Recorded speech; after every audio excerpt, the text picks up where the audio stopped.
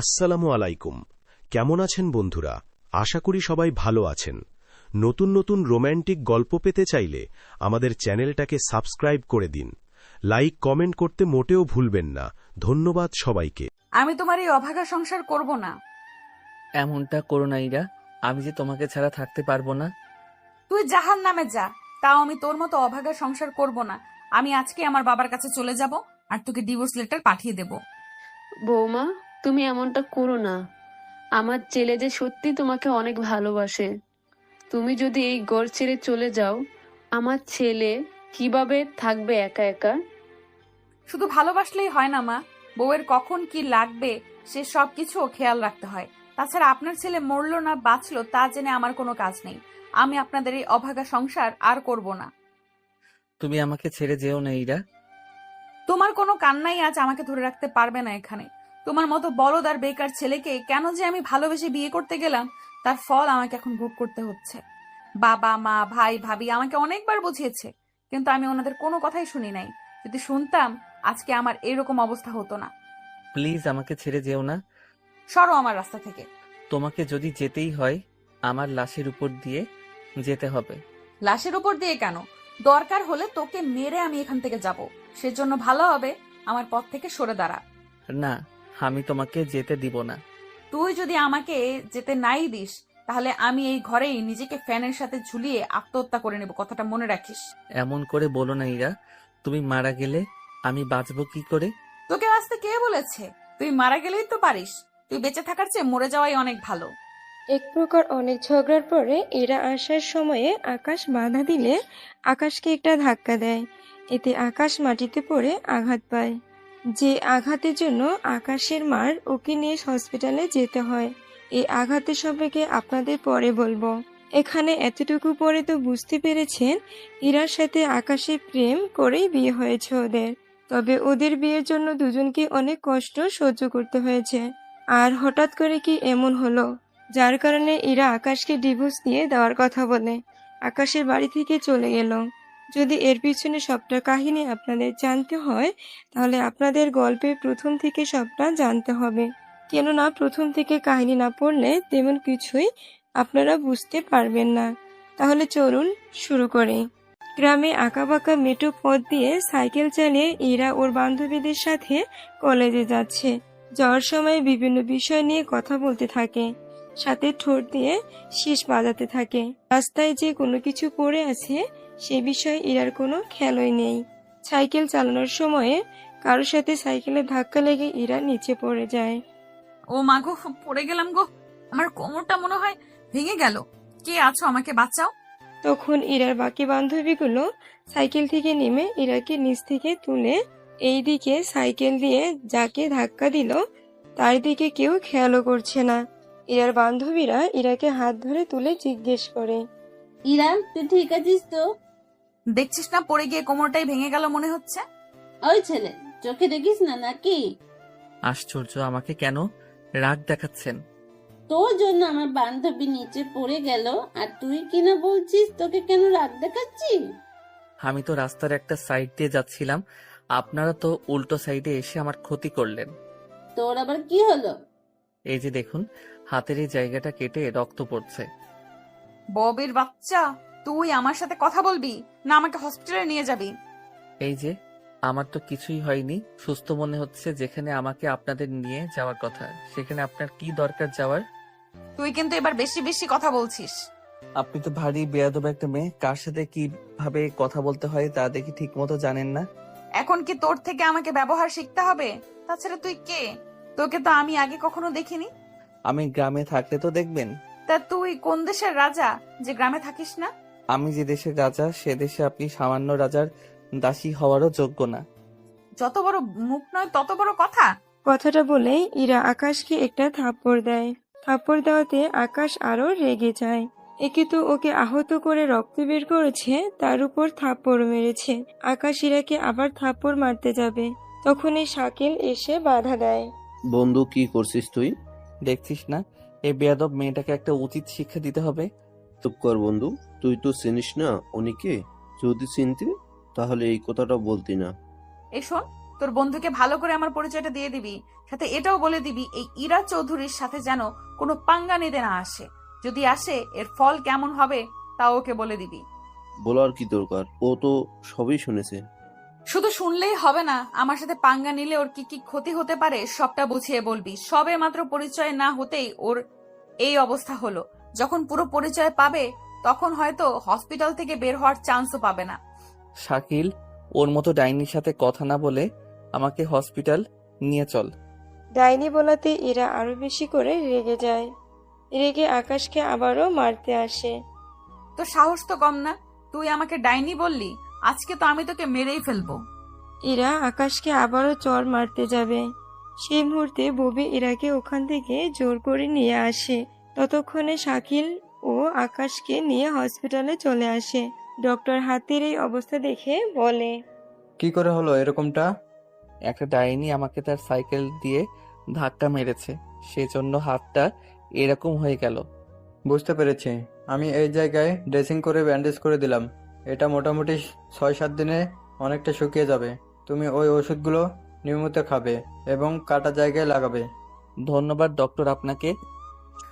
আকাশ ও Shakil doctor দেখিয়ে বাসায় চলে আসে। অন্যদিকে ইরা আর ববি আসে কলেজে। ক্লাসে ঢুকতে যাবে এমন সময়ে ছাড় ওদের ঢুকতে নিষেধ করে। তোমরা দুজনে ভেতরে আসতে পারবে না। কিন্তু স্যার, আমাদের কি এমন অপরাধের জন্য আমাদের ভেতরে আসতে দিবেন না? তোমাদের অপরাধ হলো তোমরা লেট করে ক্লাসে এসেছো। তাড়াতাড়ি, তোমরা কি জানো? তাছাড়াও তোমরা কি জানো না আমার ক্লাসে লেট করার আশাটা আমি একদমই পছন্দ করি না। তারপরও লেট করে কেন এলে? ওই একটা অসভ্য বজ্জাত ছেলের জন্য আমার আজকে আসতে লেট হয়েছে। তা সে ছেলেটা কি করেছে? স্যার, আমি রাস্তা দিয়ে সাইকেল চালিয়ে আসছিলাম, ছেলেটা হঠাৎ করে সামনে চলে আসে, এতে একটু ব্যথা পায়। তবে আমি নিজেও ব্যথা পেয়েছি অনেক। এতে ছেলেটা আমাকে অনেক বকাবকি করলো। ওই ছেলেটার সাথে ঝগড়া করতে করতে লেট হয়ে গেল। কি সব উল্টোপাল্টা বলছিস? তুই চুপ করে থাক, এখন দেখবি স্যার আমাদের কোনো কিছুই বলবে না। সত্যি বলছিস? তুই শুধু দেখে যা আগে আগে কি হয়। দুজন কি নিয়ে ফুসুর ফুসুর করছো? আমি ওকে বলেছিলাম কোনো টেনশন যেন না নেয়। স্যার অনেক ভালো মানুষ, আমাদের ঠিকই ক্লাস করতে দিবে, এই কথাটাই না বলেছিলাম তোকে? হ্যাঁ স্যার, এই কথাটাই বলেছে। কথা কম বলে ভেতরে এসে ক্লাস করো। কথাটা শুনে এরা তো মহা খুশি। এসেই বেঞ্চে বসে যায়, ক্লাস করতে থাকে। অন্যদিকে আকাশের কি অবস্থা তা আমরা একটু দেখে আসি। আচ্ছা শাকিল, ওই মেয়েটা কে রে? এই মেয়ে হচ্ছে আমাদের গ্রামের চেয়ারম্যানের মেয়ে। কি বলিস, চেয়ারম্যানের এত সুন্দর মেয়ে আছে? আমি তো জানতামই না। যদি আগে থেকে জেনে থাকতি তাহলে কি করতে শুনি? ওই মেয়েকে পটানোর চেষ্টা করতাম। তোর কি মাথাটা গেছে? মাথা কেন যাবে? এই মেয়ের সম্পর্কে তো জানিস না কোনো কিছু, সেজন্য এই কথাটা বলতে পারলি। তাহলে একটু বল তো শুনি। এই মেয়ের নামটা তো শুনলি, ওর বাবা যে চেয়ারম্যান সেটাও তো জানতে পারলি। ওনার 2টা ছেলে আছে, ওদের ভয়ে এলাকার কেউ ওনার বিরুদ্ধে কথা বলতেও একটু সাহস পায় না। তুই বলিস এতটা সাংঘাতিক পরিবারের মেয়ে? তাহলে আর বলছি কি, আর তুই কি না আসতেই ওই মেয়ের সাথে টক্কর নিয়ে নিলি। এখন ওই মেয়ে যদি ওর ভাইদের তোর কথা বলে তাহলে তো তোকে মারবে, সাথে আমাকেও। তাছাড়া তোর বাবা নেই, তোর মায়ের দিকে তাকিয়ে তুই একটু সাবধানে থাকিস। আরে আমি তো আছি কয়েকটা দিন, এরপর তো আবারও ঢাকায় ফিরে যাব। আচ্ছা, তুই ঘরে ফিরে যা এখন। একটু পরে শাকিল আকাশকে ওদের ঘরে দিয়ে তারপর বেরিয়ে পড়ে। বাড়ির উঠোনে আসতে আকাশের এমন অবস্থা দেখে আকাশের মা দৌড়ে এসে নানা রকমের প্রশ্ন করতে থাকে। আম্মু, এত প্রশ্ন করলে আমি কোনটা রেখে কোনটার উত্তর দিব বলো তো? আচ্ছা তাহলে আগে বল, তোর হাতে এতটা কাটলো কি করে? আর বলো না আম্মু, রাস্তা দিয়ে সাইকেল চালানোর সময়ে আমি পড়ে যাই, সেজন্য এরকমটা হয়েছে। কি দরকার ছিল সাইকেল চালানোর? এমনিতে তুই এসেছিস কয়েকটা দিন এখানে থাকার জন্য, এখন এই অবস্থা নিয়ে থাকবি কি করে? ও কিছু হবে না, তুমি চলো তো, আমাকে ভাত দাও, অনেক খিদে পেয়েছে। তুই বস, আমি আজকে তোকে নিজের হাতে খাইয়ে দিব। ঠিক আছে চলো তাহলে। আকাশ ফ্রেশ হয়ে আসলে আকাশের মা ওকে খাইয়ে দিতে থাকে। নিজের মায়ের হাতে খাবার কে না খেতে চায় বলুন। এদিকে আকাশ খেতে থাকুক। ততক্ষণে আপনাদের আকাশের সম্পর্কে একটু জানিয়ে দেই। আকাশ বর্তমানে পড়াশোনার পাশাপাশি টিউশনি করায়। আকাশের বাবা নেই। 15 বছর আগে উনি মারা যায়। উনি মারা যাওয়ার পরে আকাশের পরিবারের অভাব দেখা দেয়। কেননা ওনার যা জমানো টাকা ছিল সে টাকা দিয়ে এতদিন আকাশের পড়াশোনা চালিয়েছে। আকাশের বাবার একটা দোকান ছিল, সে দোকানে অন্য কেউ এখন ভাড়া নিয়ে চালাচ্ছে। সেখান থেকে যা পায় তা দিয়ে ওদের সংসার চলে কোনোভাবে। এক কথায় আকাশের সংসার চলে ওর টিউশনের কিছু টাকা আর দোকান ভাড়া থেকে। আকাশের খাওয়া হলে ওষুধ খেয়ে ঘুমিয়ে পড়ে। অন্যদিকে ইরা কলেজের ক্লাস শেষ করে চলে আসে বাড়িতে ইরাকে দেখে ইরার বাবা মা ভাই ভাবিদের মুখে হাসি ফোটে, কেননা ইরা ওদের অনেক আদরের মেয়ে। তোর এতক্ষণে আসার সময় হলো? কি করব আম্মু, কলেজে এত এত ক্লাস, কোনটা রেখে কোনটা করব ভেবেই তো পাচ্ছি না। তুই ফ্রেশ হয়ে আয়, আমি তোর ভাবিকে বলে দিচ্ছি তোর জন্য খাবার নিতে। ঠিক আছে, আমি রুমে গেলাম। ইরা রুমে আসে। কিছুক্ষণ পরে ইরার বড় ভাবি সাথে আসে ইরার রুমে। ভাবি, তুমি কেন আসতে গেলে? আমাকে বললে আমি না হয় নিচে আসতাম। মার খাবে নাকি আমাকে? মার খাবে কেন? তোমার বড় ভাই যদি জানে আমি তোমাকে নিচে নামিয়ে খেতে দিয়েছি তাহলে আমার কি হবে একবার ভেবে দেখেছো? ভাইয়ারা একটু বেশি ভাবে আমার জন্য। তুমি ওনাদের একমাত্র আদরের বোন, তোমাকে নিয়ে তো ভাববেই। তাছাড়া একটা কথা বলার ছিল তোমাকে। কি কথা ভাবি? তোমার ভাইকে বলে আমার যাওয়ার ব্যবস্থা করে দাও। তুমি আমার কোথায় যাবে? বাবার বাড়িতে যাব। আমাকে না বলে ভাইয়া অথবা বাবাকে বলো। তোমার ভাই আর বাবাকে তো কোনো কিছু বললেই তো ওনারা রাগ করে। তাছাড়া সবাই তোমার কাছে বেড়ালের মতো থাকে, তোমার কথা সবাই শোনে। সেজন্য তোমার বাবা আর ভাইকে বলে দেখো আমার যাওয়ার ব্যবস্থা করা যায় কিনা। কিন্তু আমি তোমার যাওয়ার ব্যবস্থা করে দিলে আমার কি লাভ হবে শুনি? আচ্ছা, কি লাগবে তোমার তা বলো। আমার মেকআপ লাগবে নাকি শাড়ি লাগবে? ওইসব কোনো কিছুই আমার লাগবে না। তাহলে কি লাগবে তোমার? আমাকেও তোমার সাথে নিতে হবে। তোমার না সামনে পরীক্ষা? পরীক্ষা হয়েছে তো কি হয়েছে? তোমাকে তো যেতে দিবে না, সাথে আমারও যাওয়া ক্যান্সেল হয়ে যাবে। তাহলে যেও না। আচ্ছা ঠিক আছে, নিব আমার সাথে। এই তো আমার লক্ষ্মী ভাবি। এই বলে ইরা ওর ভাবিকে জড়িয়ে ধরে। তখন এই সাথীর হাসবেন্ড ইরার বড় ভাই চলে আসে। কি ব্যাপার ভাবি, ননদের এত খাতির কবে থেকে হলো? তাহলে তোমাকে তা জানতে হবে না, তোমার সাথে আমার কিছু কথা আছে। কত টাকা লাগবে তোর, শুধু বল একবার। উফ ভাইয়া, টাকা লাগবে না তো। তাহলে কি লাগবো? আমি আর ভাবি। তুই আর সাথী কি কোথাও ঘুরতে যাবি নাকি সাথী তোকে কিছু বলছে? আমি কিছুই বলিনি। আরে ভাবি, আমাকে বলতে দাও। ভাইয়া, আমার তো সামনে পরীক্ষা, সেই জন্য ভাবি তো ওই সময় ওনার বাবার বাড়িতে যেতে পারবে না। সেই জন্যই বলছিলাম তুমি ভাবিকে ওনার বাবার বাড়িতে দিয়ে আসো, কয়েকটা দিন থেকে তারপর না হয় চলে আসবে। ও তাই বল, আমি তো ভেবেছিলাম কি না কি বলবি তুই। আচ্ছা, আমি কালকেই ওকে দিয়ে আসবো। তাই এরা তুমি না বললে তুমিও আমার সাথে আসবে? না ভাবি, আমি চলে গেলে ছোট ভাবি আবার একা হয়ে যাবে। উফ, এ কথাটা তো আমি ভেবে দেখিনি। সেই জন্য তুমি বরং ঘুরে আসো। ঠিক আছে, যাই তাহলে আমি রুমে। সাথী রুম থেকে চলে গেলে ইরাও ঘুমিয়ে পড়ে। পরের দিন সকালে আবির সাথীকে নিয়ে বের হয়, সাথে ইরাও। ইরার কলেজের রাস্তার সামনে দিয়ে সাথীদের বাড়িতে যেতে হয়, সেজন্য ইরাও একসাথে বের হয়ে একেবারে কলেজের সামনে এসে নেমে পড়ে। আবির চলে যাওয়ার পরে ইরা ভিতরে চলে আসে, এসে ওর বান্ধবীগুলোর সাথে আড্ডা দিতে থাকে। এইদিকে বন্ধু চল কোথাও থেকে ঘুরে আসি। এই সময় আবার কোথায় যাবি? চল একবার কলেজ থেকে ঘুরে আসি। কিন্তু আমি এসে কি করব? আরে ক্লাস করবি, তাছাড়া তুই একা একা এখানে বসে থেকে কি করবি? তার চেয়ে বরং আমার সাথে চল, ভালোই লাগবে তোর। ঠিক আছে, চলো তাহলে। আকাশ রেডি হয়ে বের হতে যাবে, তখন আকাশকে তার মা জিজ্ঞেস করে কোথায় যাচ্ছে, কি জন্য যাচ্ছে। মা, এভাবে বসে না থেকে একটু ঘুরে আসি কোথাও থেকে। ঠিক আছে, তবে সাবধানে থাকিস। মাকে বিদায় দিয়ে আকাশ শাকিলের সাথে চলে আসে কলেজে। শাকিলের সাথে ক্লাসে এসে বসে পড়ে। কিছুক্ষণ পরে ইরাও ওই ক্লাসে আসে। ইরাকে দেখে আকাশ শাকিলকে জিজ্ঞেস করে, শাকিল, ওই মেয়েটা এখানে কেন? কোন মেয়ে? আরে যে মেয়েটা আমার এরকম অবস্থা করেছে সেই মেয়ের কথা বলতেছি। ও তো আমার সাথে পড়েই। ও আচ্ছা, তাই বল। এই জন্য তুই ওই মেয়েকে ভালো করে চিনিস তাহলে? হুম, সেরকম আর কি। একটু পরে ছাড় এসে ক্লাস করাতে থাকে। হঠাৎ ইরা ক্লাসের মধ্যে জোরে জোরে শব্দ করে, সেজন্য স্যার ওকে দাঁড় করায়। ইরা, তুমি হাসছো কেন? স্যার, আমি হাসছি ওই ছেলেটাকে নিয়ে। কোন ছেলে? শাকিলের পাশে যে ছেলেটা বসে আছে, ওই ছেলেকে নিয়ে। কি করেছে ওই ছেলেটা? তাছাড়া ওই ছেলেটাকে দেখে তো নতুন মনে হচ্ছে, কিন্তু ওকে দেখে হাসার এত কারণ তো আমি দেখছি না। স্যার, ওই ছেলের হাতে এখানে শার্ট তো ছেঁড়া, সেজন্য আমার হাসি পাচ্ছে। কথাটা শুনে আকাশ এবার হাতের শার্টের দিকে তাকায়, তখন ছেঁড়া দেখতে পায়। আসলে আকাশ জানতো না এই জায়গায় যে ছেঁড়া ছিল। ছাড় এগিয়ে এসে আকাশকে উদ্দেশ্য করে প্রশ্ন করে। তোমার নাম কি? পারভেজ হোসেন আকাশ। তোমার পরিবারে কে কে আছে? তাছাড়াও তোমার তো আগে কখনো দেখিনি এই ক্লাসে। এরপর আকাশ পরিবার সম্পর্কে সবটা বলতে থাকে। সবটা শুনে সাথে বাকি কাহিনী শোনে। তাহলে তো তুমি এদের তুলনায় এক ব্যাচ সিনিয়র। তা তোমার হাতে এই অবস্থা হলো কি করে? এই ক্লাসের একটা অহংকারী আর জেদি মেয়ে এই কাজটা করেছে। তুমি কি ইরার কথা বলছো? স্যার, আপনি তো দেখি না বলতেই সবটা বুঝে গেলেন।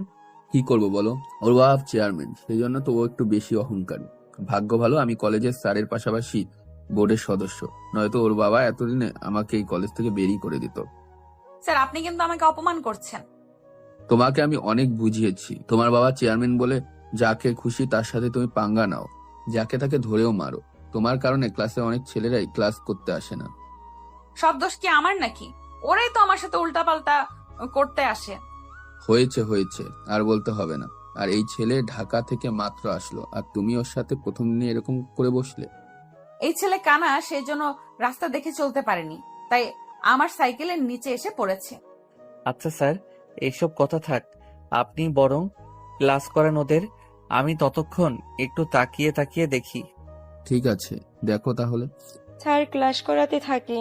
এদিকে ইরা রেগে একাকার। মনে হচ্ছে আকাশকে একা পেলে আবার হামলা করবে। কিছুক্ষণ পরে ছাড় চলে যায়। উনি যাওয়ার পরে ইরার বান্ধবী ববি বলে, তোকে এত অপমান করলো সবার সামনে, এর প্রতিশোধ কিন্তু নিতে হবে। নিব মানে?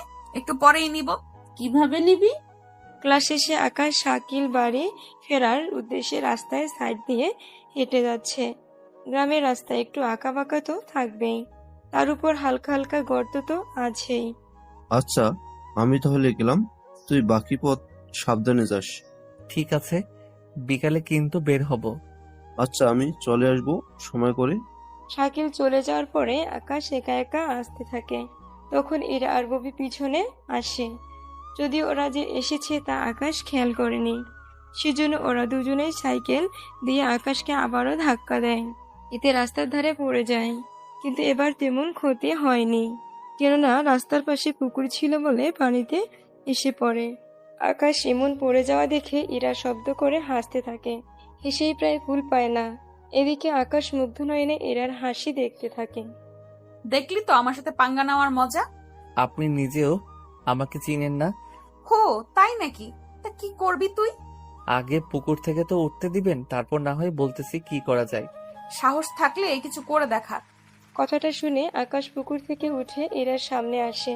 পানি আকাশের শরীরের শার্ট প্যান্ট থেকে চুয়ে চুয়ে পড়তে থাকে। আকাশ ভেজা চুল হাত দিয়ে নাড়া দিতেই কয়েকটা ফোঁটা পানি এসে এরার মুখে পড়ে। তো সাহস তো কম না, তুই আমার মুখে পানি মেরেছিস। সাহসের তো কিছুই দেখলি না। এখন যা করব আমি, তার জন্য তোকে তো পস্তাতে হবে। কিছু করবি মানে? কি করবি তুই? আরে তুই না চেয়ারম্যানের মেয়ে, তা এত ভয় পেলে কি চলবে? দেখ, কাছে আসবি না। কাছে আসলে কিন্তু আমি চিৎকার করব। চিৎকার করলে তোমারই সমস্যা। আমার সমস্যা হবে কি করে? আমি তোমার সাথে যা যা করব সেগুলো অন্য কেউ দেখলে তো তোমারই ক্ষতি হবে। কথাটা শুনে এরা ভয় পায়। এরা কোনো কিছু বলতে যাবে, তার আগে ইরাকে জড়িয়ে ধরে। এরা অনেক চেষ্টা করেও ছাড়াতে পারে না। আকাশের শরীর ভেজা ছিল বলে ইরার শরীরও ভিজে গেল। কিছুক্ষণ পরে আকাশ ইরাকে ছেড়ে দিয়ে বলল, এরপর যদি আমার সাথে লাগতে আসিস তাহলে তোর এমন হাল করব যে আমাকে বিয়ে করা ছাড়া আর কোনো উপায় থাকবে না। মানে সিনেমায় গুন্ডারা যেমন সুন্দর সুন্দর মেয়ে তুলে নিয়ে আসে, ওইগুলো করে আপনিও কি সেরকম কিছু করার চিন্তা করছেন? ছি ছি ছি, আমার রুচি এত খারাপ না যে ওনার মতো একটা মেয়ের সাথে এইগুলো করতে যাব। তার মানে কি আমি সুন্দরী না? আমার কাছে তো সুন্দরী লাগছে না, এবার অন্যদের কাছে কেমন লাগে সেটা আমি তো বলতে পারবো না। দেখছিস ইরা তোকে কিভাবে অপমান করছে। ওনার মতো মেয়ের মান থাকলে তো তাকে অপমান করব, যেই না চেহারা আসছে সে চেহারা নিয়ে আমার সাথে ঝগড়া করতে। তোকে তো আমি দেখে নিব। এতক্ষণ ধরে তো সামনেই আছি, যা দেখার দেখে নাও, কেননা আমি কয়েকদিন পরে আবার শহরে ফিরে যাব, তখন কিন্তু দেখে নেওয়ার সুযোগ আর পাবে না। ববি, এই ছেলেটাকে আমার চোখের সামনে থেকে চলে যেতে বল, নয়তো আমি নয়তো কি করবে শুনি? সাইকেল দিয়ে মেরে আবার পুকুরে ফেলে দিব। আমি তাহলে সাইকেল শুদ্ধ তোমাকে পুকুরে ফেলে দিব। ভাইয়া আপনি এখন যান এখান থেকে। আমার বান্ধবী যদি এর চেয়ে বেশি রেগে যায় তাহলে কিন্তু অনেক কিছু করে ফেলবে, পরে কিন্তু আমি আর সামলাতে পারবো না। ওর মতো মেয়ে আমার সাথে পারবে না, এত চিকন বডি দিয়ে আমার সাথে কিভাবে পারবে? ওই চিকন না মোটা তুই কি দেখেছিস? জড়িয়ে ধরার সময়ে মাপ নিয়ে নিয়েছি। কি বেহায়া ছেলে রে বাবা, একটু লজ্জা শরম বলতে কিছু নেই? লজ্জা শরম তো তোমার নেই, যদি থাকতো তাহলে ঠিকই। তাহলে কি চুপ করে আছিস কেন? কিছু না, গেলাম আমি। তবে একটা কথা, পারফিউমের সুগন্ধিটা কিন্তু অনেক মিষ্টি, তার সাথে চুলের ঘ্রাণও। কথাগুলো বলে সেখান থেকে চলে যায় আকাশ। এদিকে এরা দাঁড়িয়ে আছে, কোনো কিছুই বলছে না, কেননা এর মতো সাহসী ছেলে এরা এই গ্রামে কখনো দেখেনি। ইরা তুই আজকে এই ছেলের ব্যাপারে তোর আব্বুকে সবটা বলবি। আব্বুকে কোনো কিছু বলা যাবে না, তাহলে ওই ছেলেকে জানেই মেরে ফেলবে। এতে তো ভালোই হবে। এমনটা করা ঠিক হবে না, সামান্য একটু কারণে কারো প্রাণ নেওয়া ঠিক হবে না। তাছাড়া ওর শত্রুতা তো আমার সাথে, সেজন্য ওকে আমি হ্যান্ডেল করব। পারবি তো? চেয়ারম্যানের মেয়ে আমি, পারতে যে আমাকে হবেই। ওর মতো ছেলেকে কিভাবে টাইট দিতে হয় তা আমার থেকে ভালো আর কে জানে। তবে যাই করিস সাবধানে করিস। আজকে যা করেছে ছেলেটা, সামনের দিকে তো আরো বেশি কিছু করার চেষ্টা করবে। তুই কোনো চিন্তাই করিস না, ওকে আমি এমন ভাবে দেখে নিব আমার নামটাই ভুলে যাবে। এখন চল আমরা বাসায় যাই। চল তাহলে। ওরাও বাসায় চলে যায়। অন্যদিকে আকাশ ওর ঘরে এসে কাপড় চেঞ্জ করে শুয়ে আছে, আর ইরার সাথে আজকে যা যা হয়েছে তা ভাবতে ভাবতে ঘুমিয়ে পড়ে। সন্ধ্যায় আকাশের গা কাঁপিয়ে জ্বর আসে। শাকিল আকাশকে কল দিয়ে জানতে পারে তার জ্বর এসেছে, সেজন্য আকাশকে দেখার জন্য বের হয়। পথেই ববির সাথে শাকিলের দেখা হয়। এই কোথায় যাচ্ছিস তুই?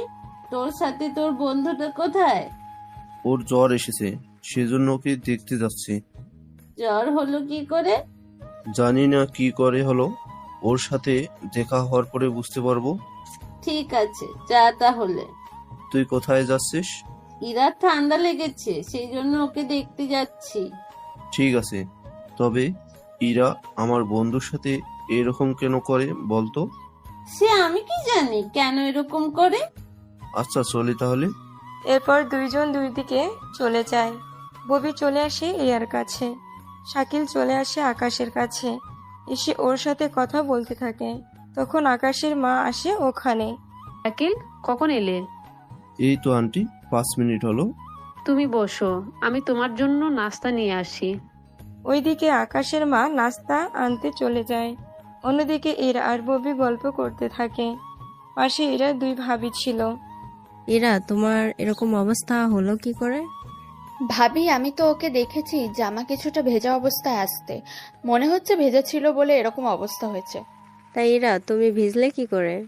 আরে ওয়াশরুমের ভেতরে এসে পানি ছাড়তেই ড্রেসিং টেবিলের সব পানি আমার জামায় লাগে। তার সাথে আমার আরো কিছু বান্ধবী তা দেখে আমার শরীরে আরো পানি মারতে থাকে। ঠিক আছে, তোমরা দুজন আলাপ করো, আমরা তোমাদের জন্য নাস্তা নিয়ে আসছি। এরার দুই ভাবি চলে যায়। ওনারা যাওয়ার পরে এরা ববিকে বলল, দেখলি তো ওই বজ্জাত ছেলেটার জন্য আজকে আমার কি হাল হলো। তোর তো শুধু ঠান্ডাই লেগেছে, কিন্তু ওই ছেলে তো জ্বর উঠে গেছে। তুই কি করে জানলি? আসার সময় শাকিলের সাথে দেখা হয়েছে, ওই আমাকে সবটা বলেছে। বেশ হয়েছে, আমার সাথে এরকম বেয়াদবি করার ফল এখন হারে হারে টের পাচ্ছে। তুই নিজেই এত কষ্টে আছিস। আমার তো শুধু ঠান্ডা লেগেছে, কিন্তু ওই ছেলের তো জ্বর এসেছে। এরই মধ্যে এরা দুই ভাই আর বাবা আসে রুমে। কি হয়েছে আমার মামুনি? আপু সামান্য একটু ঠান্ডা লেগেছে, ও ঠিক হয়ে যাবে। কিন্তু হঠাৎ তো ঠান্ডা লাগলো কি করে? হয়তো শরীরে একটু ভিজে যাওয়ার জন্য হয়েছে। তাই ইরা, ডক্টর কি বলেছে? আব্বুর সাথে সারাক্ষণ থাকতে হয় বলো, তোর খোঁজ খবরও নিতে পারি না। কিছু হয়নি আমার ভাইয়া, তোমরা শুধু শুধু টেনশন করছো। আব্বু ওকে তাহলে এখন রেস্ট করতে দিই। আর বেবি, তুমি কিন্তু আজ রাতটা ইরার সাথে থেকে যাও। কিন্তু ভাইয়া, আমি ঘরে না ফিরলে তো মা অনেক চিন্তা করবে আমাকে নিয়ে। আমি বলে দিব তোমার মাকে কল দিয়ে। ঠিক আছে ভাইয়া। এই কথা শুনে এরা অনেক খুশি হয়, কেননা ওরা দুই বান্ধবী সারা রাত শুয়ে শুয়ে গল্প করতে পারবে। আচ্ছা ইরা, তুই সুস্থ না হওয়া পর্যন্ত তোকে কলেজে আর যেতে হবে না। কিন্তু কেন আব্বু, আমি তো ঠিক আছি। কোনো ঠিক নেই, যা বলেছি তাই শোন। আমরা তো তোর ভালোর জন্যই বলছি। ঠিক আছে, যাব না। কিন্তু আঙ্কেল, আমি তো যেতে পারি কলেজে। তুমি কলেজ থেকে এসে কি কি পড়া দিচ্ছে ইরাকে জানিয়ে দিও। ঠিক আছে আঙ্কেল। পরের দিন সকালে ববি ইরাদের বাড়ি থেকে নাস্তা করে কলেজে আসে, এসে ক্লাস করতে থাকে। অন্যদিকে ঈশান ওর বাবার কাছে আসে। বাবা, বাবা, ও বাবা, কি হয়েছে বল? ইরার জন্য একটা ছেলে খুঁজবো কি? কোনো দরকার নেই, ও মাত্র কলেজে পড়েছে। আগে ভার্সিটিতে ভর্তি হোক, তারপর ওর বিয়ে নিয়ে ভাবা যাবে। তাছাড়া 2 বছর পরে ইলেকশনের পরেই না হয় ওর জন্য ছেলে দেখব। আমি কি তাহলে ওনাদের মানা করে দিব? হ্যাঁ, মানা করে দাও। কিছুদিনের মধ্যে ইরা ভালো হয়ে যায়, কিন্তু আকাশ এখন ও মোটামুটি অসুস্থ হয়ে আছে। কলেজের ভিতরে শাকিলের সাথে দেখা হয় ইরা ও ববির সাথে। কিরে, তোর বন্ধু কোথায়? আকাশ এখনো অসুস্থ। কি বলিস, এখনো সুস্থ হয়নি? এই তো জ্বর কমে গেছে, শরীর একটু দুর্বল, 2-3 দিন রেস্ট নিলে সুস্থ হয়ে যাবে। আচ্ছা শোন, কলেজ শেষে আকাশের বাড়িতে যাব, আমাকে একটু নিয়ে যাবি? তুই হঠাৎ ওর বাড়িতে কেন যেতে চাইছো? ইরা, আমারও তো সেম প্রশ্ন। তোকে সবটা জানতে হবে না, যা বলেছি তা শুধু শুনে রাখলেই হবে। ঠিক আছে, নিয়ে যাব। চল তাহলে এখনই যাব আমরা। হ্যাঁ চলো তাহলে। একটু পরে ওরা রওনা দেয়। কিছুক্ষণ পরে ইরা আকাশের জন্য কিছু ফল কিনে আনে। আকাশের ঘরটা দেখে ইরা মোটামুটি অবাক হয়, কেননা ঘরটা অনেক ছোট, সব মিলে 3টা রুম আছে ওখানে। একটু পরে ওরা এসে আকাশের পাশে বসে। তখন আকাশ ঘুমাচ্ছিল, সেজন্য ওরা মোটামুটি পাশে এসে বসে থাকে। ততক্ষণে আকাশের মা ওখানে আসে। কি ব্যাপার শাকিল, ওরা খারা, ওদের তো চিনলাম না। আন্টি, ওরা আমার বন্ধু, আমরা একই সাথে পড়াশোনা করি। আকাশ অসুস্থ, সেজন্য ওকে দেখতে চেয়েছে, তাই নিয়ে এসেছি। তোমরা বসো, আমি তোমাদের জন্য নাস্তা নিয়ে আসছি। আন্টি চলুন আপনাকে নাস্তা বানাতে সাহায্য করি। তোমরা এই ঘরের মেহমান, তোমরা গল্প করো, আমি একাই সবটা করে নিব। কিন্তু আন্টি, বললাম তো তোমরা প্রথম এসেছো, রান্নাঘরে যেতে হবে না, তোমরা গল্প করো, আমি আসছি। আকাশের মা নাস্তা বানাতে চলে যায়। অন্যদিকে ওরা গল্প করতে থাকে। একটু পরে শাকিল আর ববি রুম থেকে বের হয়। আসলে ববি ওয়াশরুমে যাবে, সেজন্য ওকে নিয়ে বের হয়। এখন শুধু আকাশ আর ইরা আছে এই রুমে। ওই ইরা আকাশের কপালে হাত দিয়ে চেক করতে থাকে জ্বর কিছুটা ঠিক হয়েছে কিনা, কিন্তু হাত দিয়ে বুঝতে পারে জ্বর এখনো আছে। ইরা যে হাতটা সরিয়ে নিয়ে আসবে, আকাশ ঘুমের মধ্যে ইরার হাতটা জড়িয়ে ধরে রাখে বুকের সাথে। এরকমটা আকাশ যে করবে তা তো ইরা ভাবতেও পারেনি। আকাশের ঘুমও ভাঙছে না, আবার ইরা হাতটাও সরাতে পারছে না। 6 মিনিট ধরে আকাশ হাতটা ওর নিচের বুকে ধরে রেখেছে। এইদিকে ববি আর শাকিলের কথার আওয়াজ শুনে ইরা এবার একটু জোর দিয়ে হাতটা সরিয়ে নিয়ে আসে। আচমকা কারোর উপস্থিতি বুঝতে পেরে আকাশের ঘুমটাও ভেঙে যায়। তাও চোখে অনেক ঘুম ছিল, সেজন্য ঠিকভাবে বুঝতেও পারছে না সামনে কে আছে। এ কি আম্মু, তুমি এখানে এখনো বসে আছো? আকাশের এমন কথা শুনে এরা মিটমিট করে হাসলো। এই যে মিস্টার, আমি আপনার আম্মু নই, বুঝলেন? আসলে আপনি কে?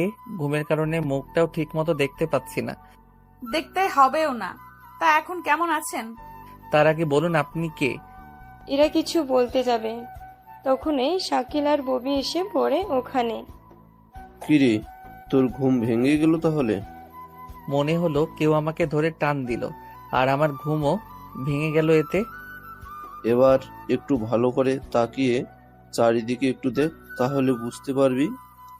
শাকিলের কথা মতো চোখ ভালো করে ধরলে রুমের চারিদিকে তাকিয়ে দেখে ববি ইরা তার রুমে উপস্থিত। আকাশ ভূত দেখার মতো চমকে উঠে বলে, এ কি, আপনি এখানে কেন? আপনাকে দেখতে এসেছে। আমাকে আবার দেখার কি আছে? আপনি সুস্থ আছেন কিনা তা দেখার জন্যই এসেছি। আমি আছি মোটামুটি সুস্থ। তা আমার মতো একটা গরিব ঘরের ছেলেকে দেখতে এসেছেন, তার জন্য ধন্যবাদ।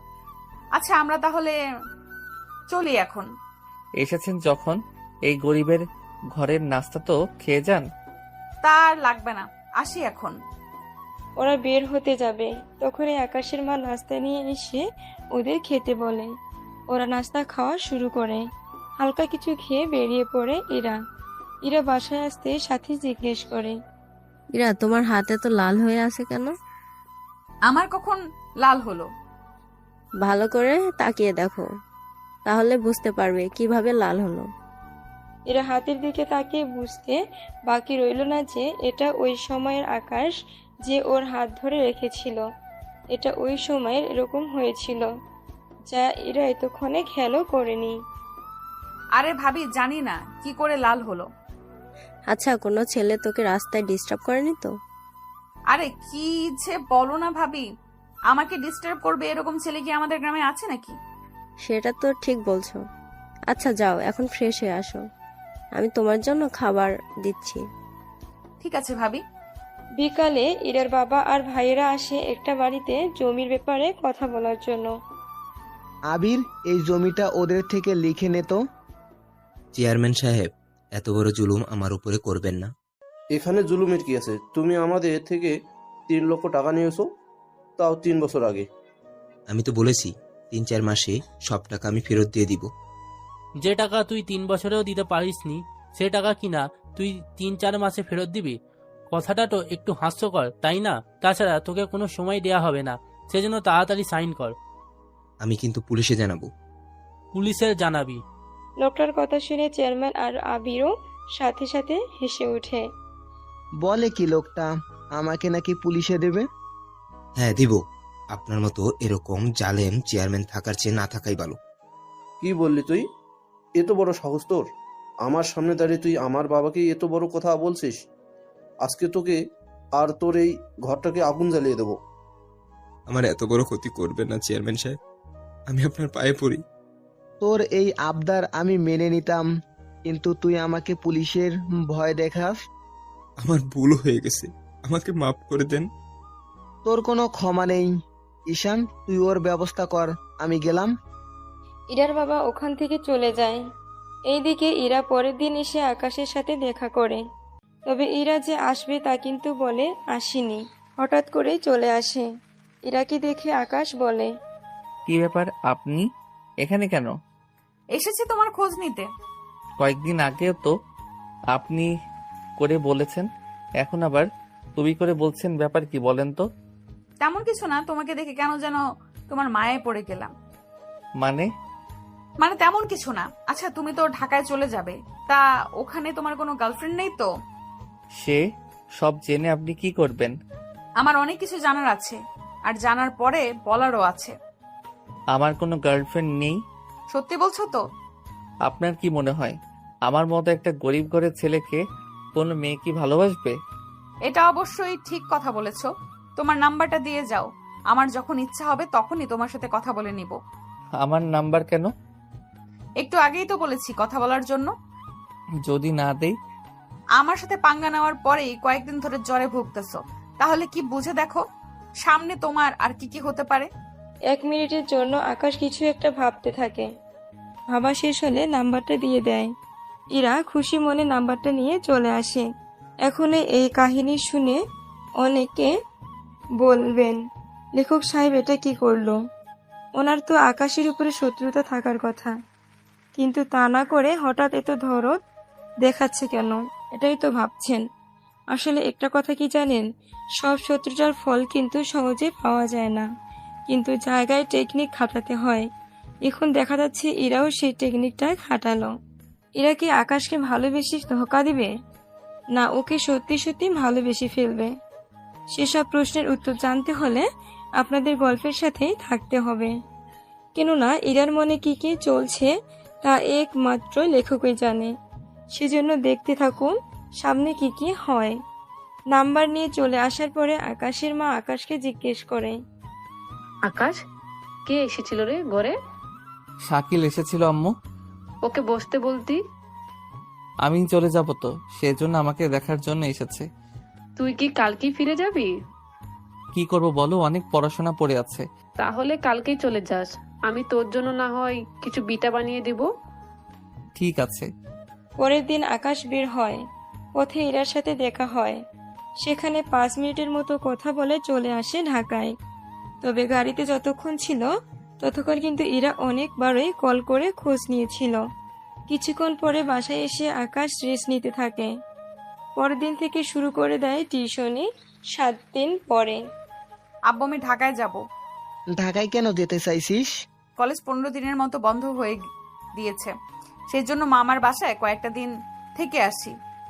কিন্তু তুই একা যাবি কি করে? এর আগেও তো একা একা অনেক দিন গিয়েছিলাম।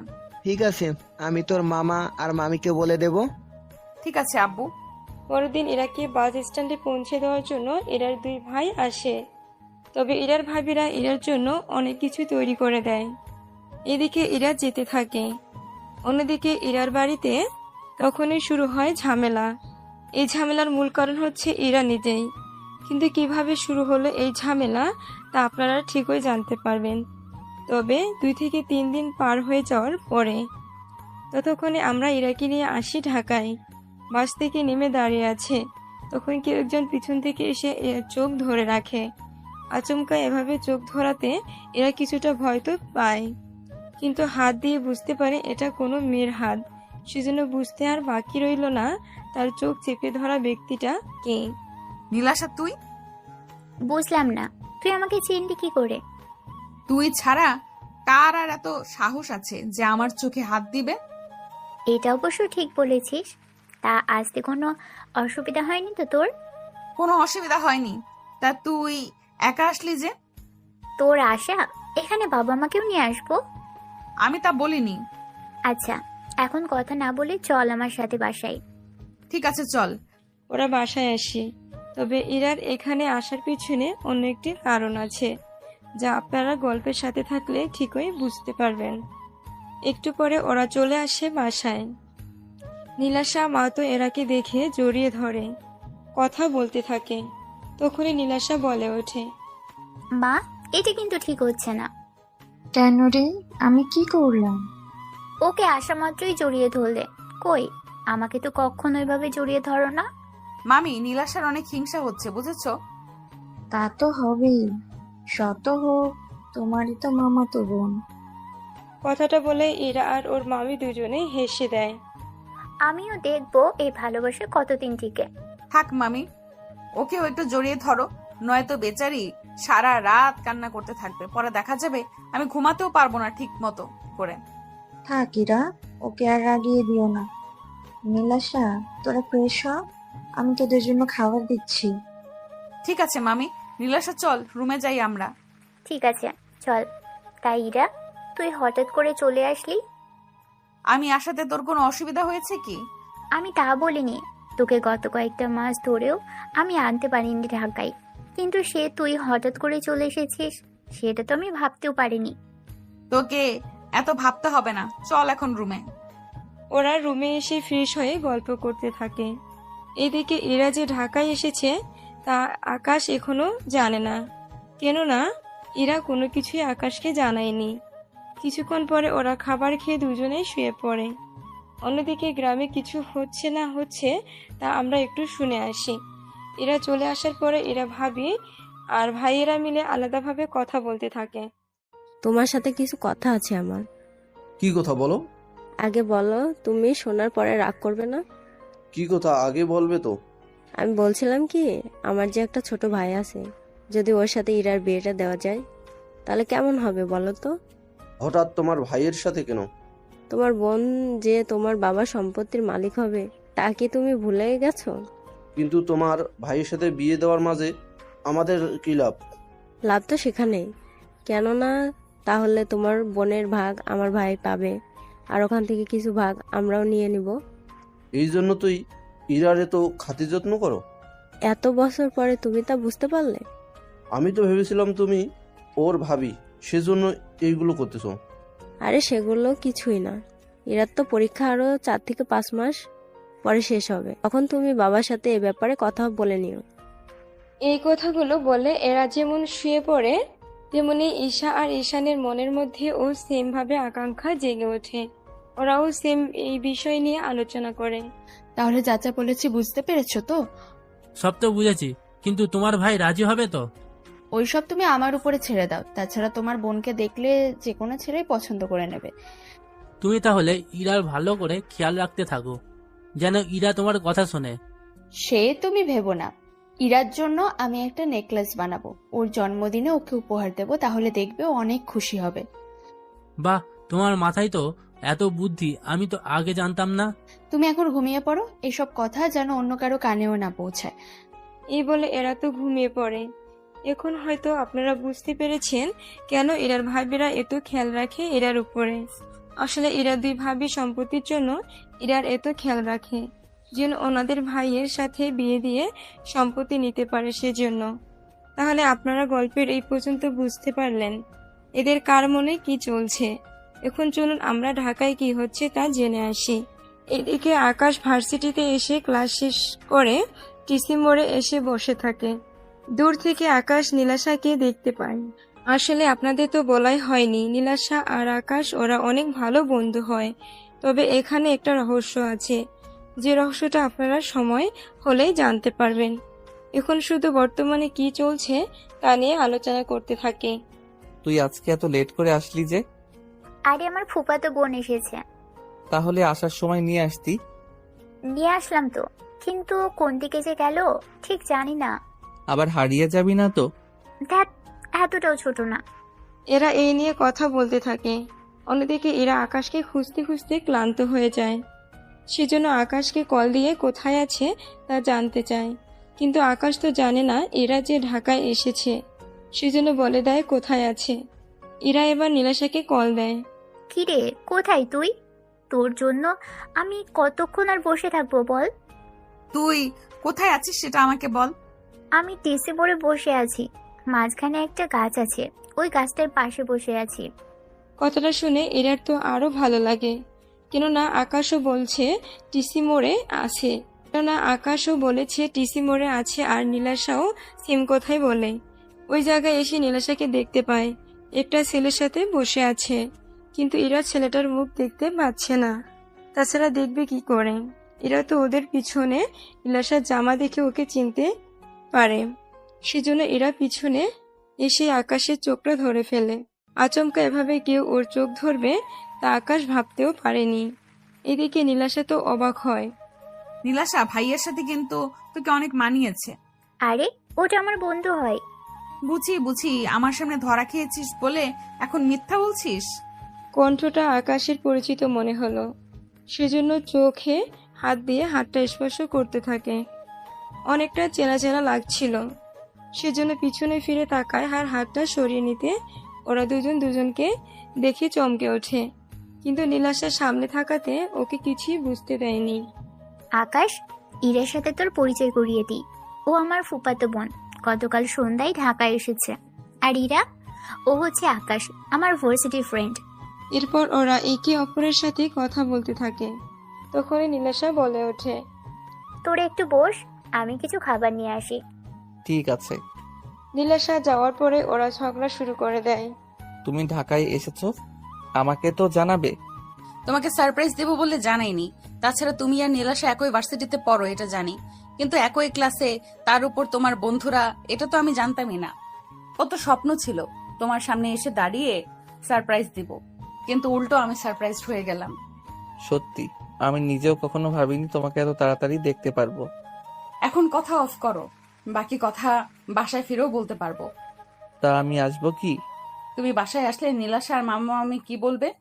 তোমার মামা মামি আমাকে ভালো করে চিনে, তাছাড়া ওই বাসায় আমি অনেকবার এসেছি। মিথ্যা বলার আর জায়গা পাও না। তাহলে আজকে এসে দেখাবো কি? তুমি যদি সত্যি সত্যি আসতে পারো তাহলে তোমাকে কিস দিব একটা। সত্যি তো? পরে আবার পল্টি নেবে না তো? কখনোই না। একটু পরে ওখানে নীলাশা আসে। এসে দেখে ওরা দুজনে কথা বলছে। নীলাশা জিজ্ঞেস করলো, তোদের দুজনের কথা কি শেষ হলো?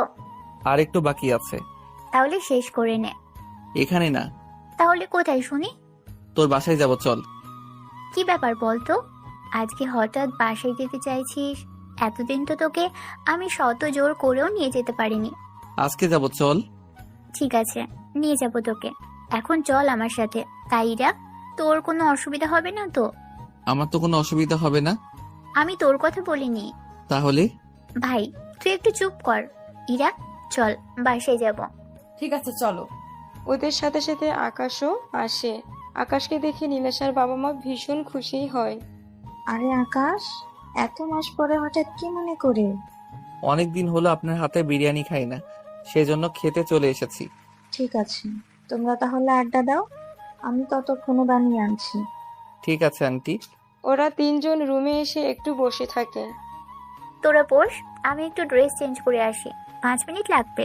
নীলাশা চলে যায় ওয়াশরুমে। ওয়াশরুমে এসে দরজা বন্ধ করে দেওয়ার পরে আকাশ ইরাকে কিস করে বসে। আচমকা এভাবে কিস করে বসবে এরা তো স্বপ্নেও ভাবতে পারেনি।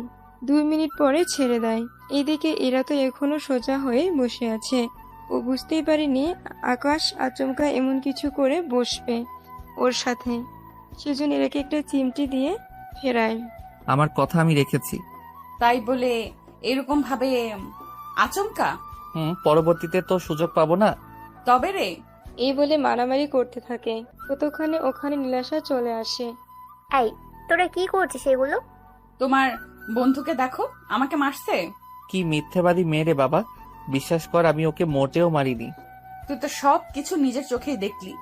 সবকিছু দেখেছি, তাছাড়া তোকে এত নাটক করতে হবে না।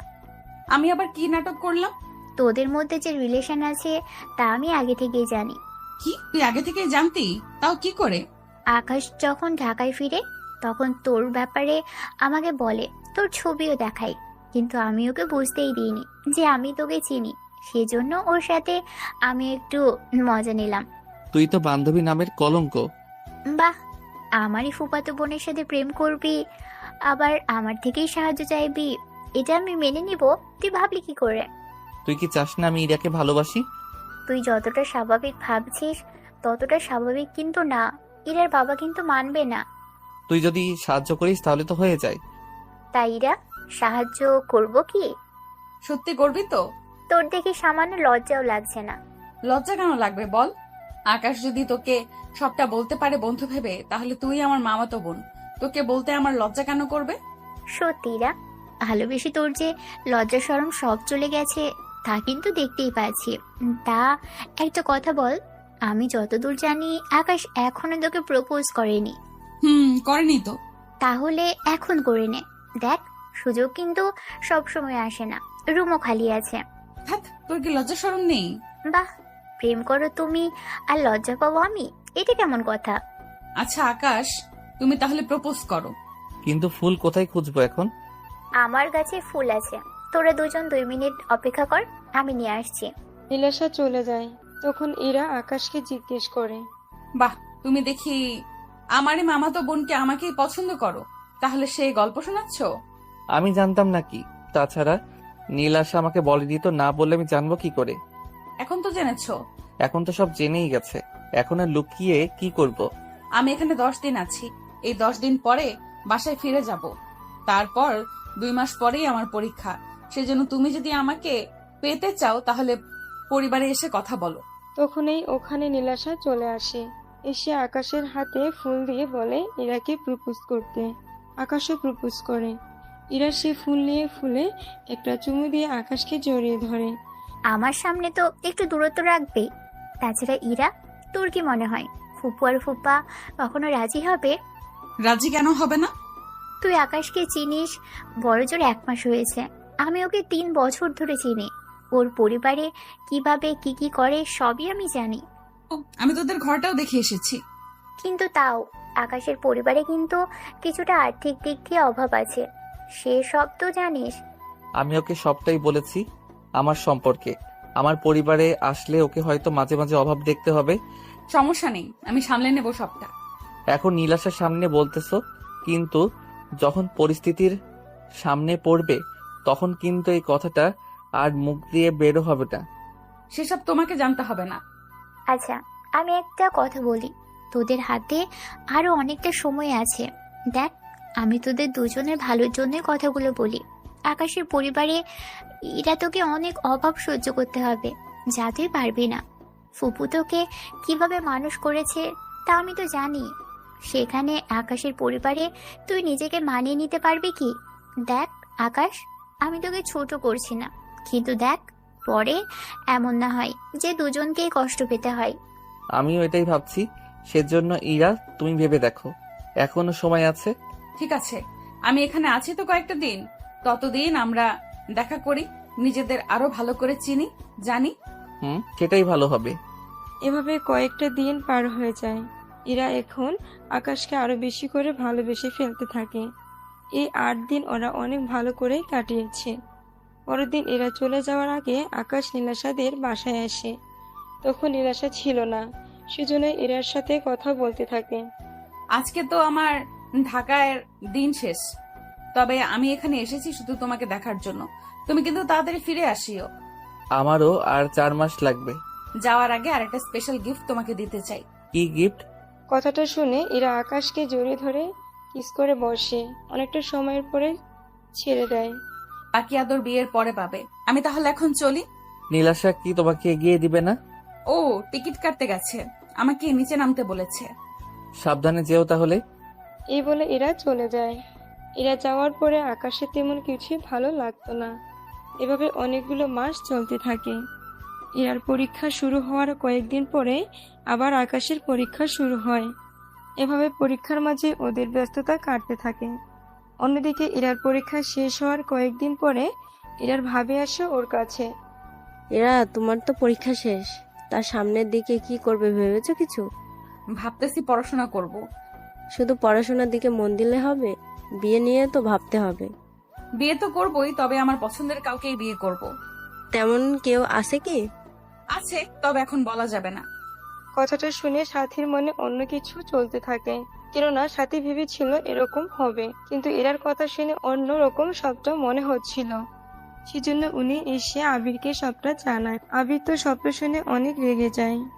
তেমনি ঈশাও ইরাকে সেম প্রশ্ন করে।